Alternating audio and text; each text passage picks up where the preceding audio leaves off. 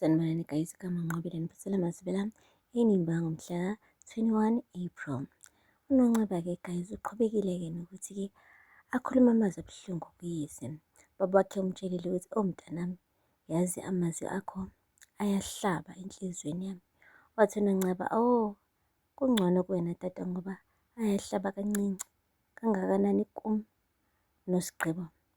Thina siyakowisha ngenxa yakho tata. Wena ubungafila njani kube umama wakho, utata wakho wenza into efanayo kuyena? Ucinga ukuba sifilisha njani ngoku? So awukuzwe nawe inhlungu uyive kaloku, le nhlungu le esiyivayo nathi sinoSigqibo. Kuthe kusanjalo kwabe kungena yena-ke guys uLazarus, ehamba-ke nonkosikazi wakhe-ke uZoleka. Hhayi-ke umanenje wathi uLazarus, tata ungasifosi ukuthi sikuxolele. Forgiveness should not be forced.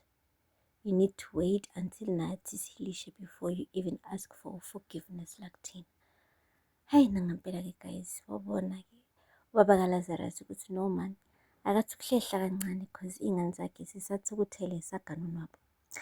Hhayi-ke emva kwesikhashana-ke uhambile-ke uLazarus wabuyela emumva endlini yakhe benoZoleka, la atshele khona uZoleka ukuthi-ke ayichaze ucabanga uku-retractor kule decision ayithatha yokuthi-ke kube khona i-merger phakathi-ke kweCostello neNgcukana Industries. Ushilo ukuthi akanawo umdla ukuba asebenzisane naleya ncukuthi nguyise. Washo ukuthi yena akanawo umdla ukuthi-ke abe in partnership or even ayibandakanye kwi-legacy yaka-Ingcukana Industries. UZoleka kubona sengathi-ke akusisona-ke isinqumo esihle leso ukuthi-ke asale sengabi nabo ubudlelwano benkampani yase-Ingcukana Industries, ngoba besetshele wonke umuntu, watshela ngisho nabo abantu basekampanini le Khosela Tech ukuthi-ke ama-companies azohlanganiswa. Ushilo ukuthi this will bring very very bad reputation because abantu bakwi-media bazofuna ukubuzisisa ukuthi kungani manje sebe-decide ukuthi bengabe besayimeja-ke ama-companies, ebese kugcina kutholakala-ke iqiniso langempela ukuthi-ke utata wakhe wakeqezela-ke unkosikazi wakhe okungumama kaLazarus, and this is why umndeni-ke wakaNgcukana usuhlakazeka kanje. Ebese-ke nabantu laba abathembisa ukusebenzisana neCostello Tech bayasuka-ke bebona sengathi loya mndeni abanayo i-unity. Hhayi uthe mayebeka ngaleyo ndlela-ke uZoleka le ndaba, uSigqibo-ke okunguLazarus wabona ukuthi no man, she is right. Le nto ayizu-affecta nje kuphela utatakhe but izo-affecta nabo bonke abantu balaphaya eCostello Tech. That means i-staff nabo-ke abaphathi bayo iCostello Tech kuningi abazokuluza than ukuthi kube ubaba wakhe ojezayo kuphela. Hayi guys, akupheli-ke lapho le kaMabandla. uHlathi ubesaphethe-ke i-box lama-condoms, ebuza phela undodakazi wakhe ukuthi akabani. Uqamba amanga-ke guys uyanga wathi, hhayi tata, akusiwawami, akusiwona nje awami. Wathi uthini kaloku cause ndiwafumane erumini yakho lama-condoms. Wathi hhayi tata, akaNtsaki. Wathi okay, akaNtsaki. Wathi ewe tata, uthe ndimgcinele wona. Wathi hhayi kuhle-ke mntanami, asike simfonele-ke lo Ntsaki sithole ukuthi kahle kahle kungani anikeza indodakazi yami ama-condoms wakhe ethi akawagcine apha emzini wami. Guys, umane nje watatazela uyanga, wade becophoza-ke iy'nombolo phela zefoni ukuze athole phela ukuthi-ke uNtsaki ungaphi. Uthemele bamba ucingo uNtsaki, wathi Ntsaki hello, hhayi akabange sakhuluma uyanga, kwamane kwakhuluma uHlathi. Wathi ya ntombazana ndini, ngifuna ungixelele uba kutheni unikeza indodakazi yami ama-condoms wakho la, uthi akakugcinele wona apha endlini. Wathi yo tata, ngicela ungixolele bandla, mina akusiwona wami, akusiwona wami nami, mina ngiyintombi into ngiyahlolwa.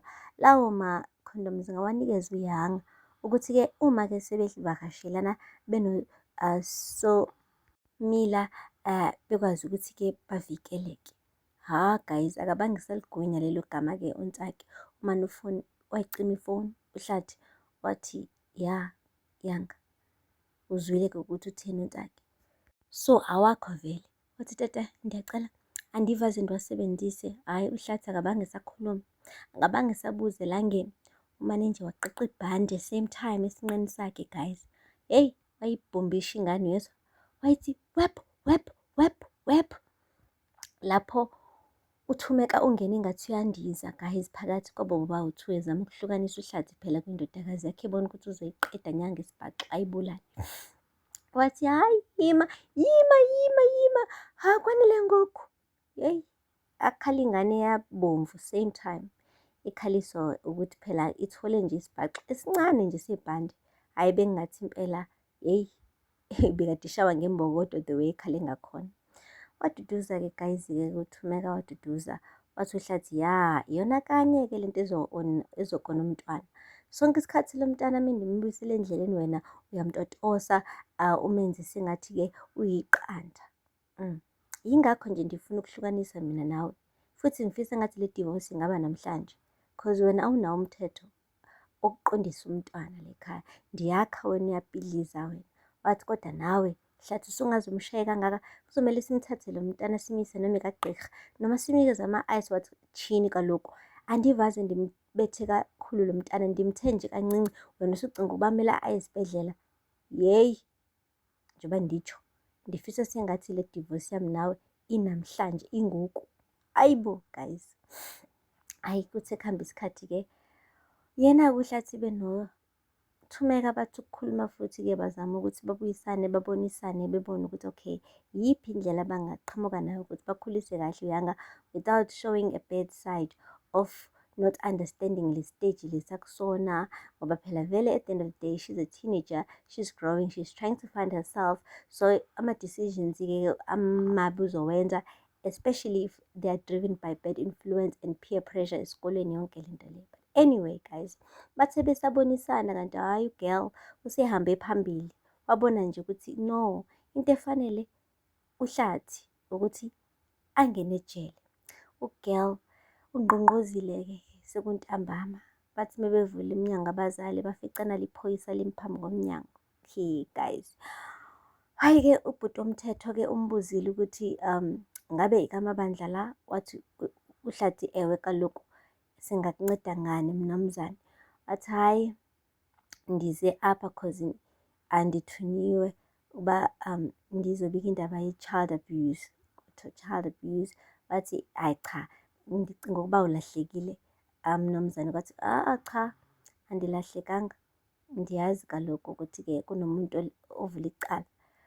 Wathi-ke uke wabethwa apha ebethwa nguyise and lokho-ke kuyicala impela cause kuyi-child abuse. Wabeqhamuka uyanga waveza ubuso. Ha uHlathi wanyanya wathi wenze ntoni? Wathi tata bekufanele uba ndiyenzile lento le ukuze ndivikele isidima sami. Andithi wena uke wandibetha kakubi tata. Ndithe anke ngifonele amaphoyisa ukuze-ke nami-ke ndivikele isidima sami. Hayi bo guys uyanga. Nakho-ke kukanjalo-ke guys. uHlathi is going straight to jail ngokuthi bekade ezama ukuqondisa umntanakhe ambuyisele endleleni ngokuthi uphambukile wenza izinto engamelanga azenze at her age. Umntana-ke kusho kuthiwa iy'ngane y'namalungelo ya. Uyanga wasebenzisile amalungelo akhe la kuhlezi njalo befundiswa ngayo esikoleni kuthiwa yes you have rights nina children you have rights and if ever you are abused nifonele le namba eno-5 abaningi. Ugirl ukwenzile-ke lokho-ke and ufaka uHlathi ejele-ke manje. Guys aphela lapho-ke amazwela namhlanje. Ningakhohlwa ukusubscribe and like and comment. Until next time, bye. Sanibonani guys, kaManqobile niphathela amazwela enimba ngomhla 21 April. uNonxeba-ke guys uqhubekile-ke nokuthi-ke akhulume